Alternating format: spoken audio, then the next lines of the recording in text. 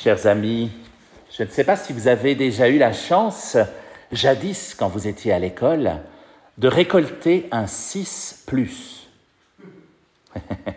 Je précise pour les personnes parmi nous qui n'ont pas fait leur scolarité en Suisse, la note maximale est 6. On peut avoir un 5,75, c'est presque 6. Mais il n'y a rien au-dessus de 6. On ne peut pas avoir 6,25, c'est pas possible. Cependant, il y a des profs, aujourd'hui encore, qui décernent un 6+, lorsque le travail est plus que parfait. C'est un 6 avec un bonus sur le prochain travail, tout simplement. Pour ça, il faut non seulement avoir répondu parfaitement aux questions qui étaient posées, mais être même allé plus loin, avoir donné des compléments qui n'étaient pas indispensables, qui n'étaient pas demandés, mais qui embellissent le résultat. Pourquoi est-ce que je vous parle de cela? Parce que dans l'évangile que nous venons de réentendre, Jésus décerne un 6+. Souvenez-vous, la question qu'il pose au docteur de la loi, c'est « Qu'y a-t-il d'écrit dans la loi ?» Alors évidemment, il n'attend pas que le docteur cite les 613 commandements de l'époque, mais le commandement le plus important qu'on trouve au livre du Deutéronome, d'ailleurs quelques versets avant notre première lecture, et qui est rappelé subtilement dans ce que nous avons entendu en première lecture, « Tu aimeras le Seigneur ton Dieu de tout ton cœur, de toute ton âme, de toute ta force, et ton prochain comme toi-même. » Que fait le docteur de la loi? En bon élève, il va citer scrupuleusement le commandement le plus important, mais il y a ajouté quelque chose. Alors là, je vois à vos yeux que vous êtes en train d'essayer de vous souvenir. Le docteur de la loi dit, et vous venez de l'entendre, « Tu aimeras le Seigneur ton Dieu de tout ton cœur, de toute ton âme, de toute ta force, de toute ton intelligence, et ton prochain comme toi-même. » Pourquoi rajoute-t-il cela? Ce faisant, il va plus loin que la loi. Et pourtant, il répond très précisément à la question bonus qu'avait posée Jésus, parce que Jésus lui a posé 2 questions, si vous vous souvenez bien. Qu'y a-t-il d'écrit dans la loi?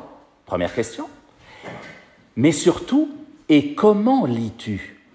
Deuxième question.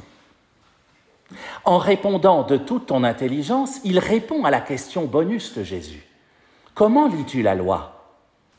Nous le savons bien, chers amis, il est bon, il est nécessaire même, de connaître ce qui est écrit dans la loi. Nul n'est censé ignorer la loi, nous le savons bien.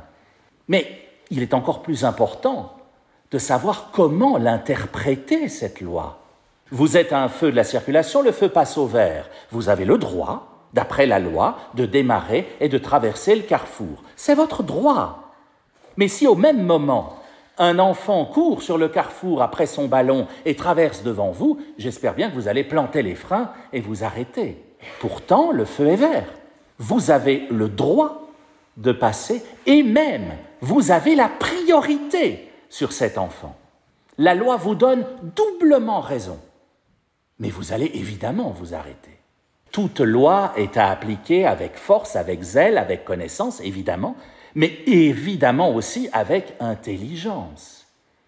Le docteur de la loi va en montrer de l'intelligence ensuite lorsque Jésus lui explique l'histoire du bon Samaritain que nous venons de réentendre, ce bon Samaritain que laissent tomber 2 prêtres. Oui, parce qu'on vous dit que le premier qui passe est un prêtre et le deuxième un lévite. Or, les lévites sont des prêtres. Les 2 prêtres qui passent le laissent tomber et le Samaritain, qui n'est pas du tout un secouriste. Aujourd'hui, c'est passé dans le langage, mais c'est simplement un homme venu de Samarie à l'époque, un Samaritain. Donc un étranger, donc quelqu'un qui n'est pas aimé par les autres. Et c'est lui qui va se montrer le plus charitable. Le docteur de la loi a bien compris que c'était lui qui avait eu pitié. Il le dit à Jésus et Jésus lui décerne un 6+. Va, et désormais, fais de même. Ce même Jésus qui est, nous disait la 2e lecture, la tête de l'Église. Ne passons pas sur cette expression comme cela. Il est la tête de l'Église, c'est-à-dire la partie qui réfléchit. Alors, ça ne veut pas dire que nous devons être dénués d'intelligence. Hein. Ce n'est pas parce que le Christ est la tête que nous devons raisonner comme des pieds, évidemment. On a le droit aussi d'être intelligent. Mais c'est lui la tête. Et donc, en Église, quand on se pose une question, comment réagir par rapport à telle ou telle situation, comment juger, il faut toujours se demander que pense la tête. Qu'est-ce qu'aurait fait Jésus en pareil cas? Qu'est-ce qu'il a peut-être dit de faire en pareil cas? Et alors là, il y a un écueil. Parce que comme on aime bien Jésus, et comme on le voit parfois un peu fleur bleue, on aurait tendance à être tout de suite dans la charité, à dire « Oh non, non, il ne faut pas le sanctionner, non, Jésus n'aurait jamais dit ça, Jésus n'aurait jamais fait ça, Jésus demande la miséricorde. » On entend parfois ça en Église. Hein. Alors là, il faut peut-être rappeler qu'avec les gens qui faisaient du commerce dans le temple, Jésus, non seulement s'est fâché, mais il a forgé un fouet avec des cordes et il a chassé les marchands du temple à coups de fouet. Hein. Mais il n'y a pas que ce moment-là où il a été dur. À chaque fois qu'on s'en prend à des enfants, Jésus est extrêmement dur. Ah, c'est ni plus ni moins la peine de mort qu'il promet à celui qui fait du mal à un enfant. Je vous le rappelle au passage, hein. Les mots sont très clairs. Mieux vaudrait pour cet homme qu'on lui attache au cou une pierre et qu'on le jette à la mer. Les mots ont un sens. Hein. Seulement, il y a aussi moyen de les interpréter. Qu'est-ce que c'est la mort?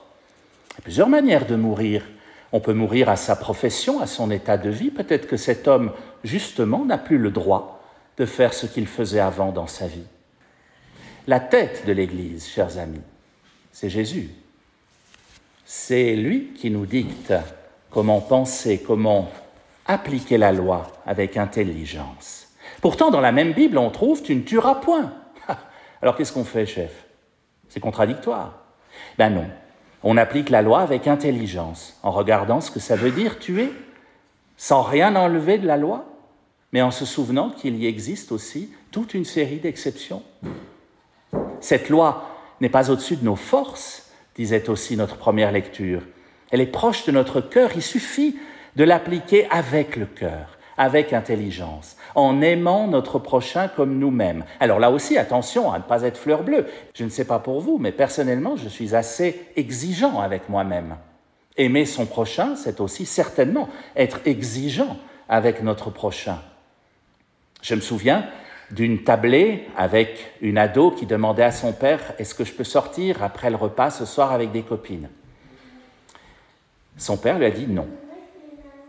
Et il a tenu à préciser « C'est un non qui veut dire « je t'aime, ma chérie ».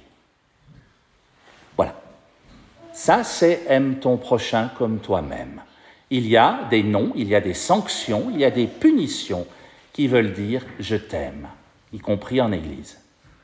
C'est ainsi, je crois, que nous devons essayer, comme le docteur de la loi nous le disait, d'appliquer la loi de tout notre cœur, de toute notre âme, de toute notre force, mais aussi avec toute notre intelligence. À nous de jouer alors dans nos vies, et qui sait, peut-être qu'en arrivant là-haut, Jésus vous décernera, à vous aussi, un 6+, allez savoir.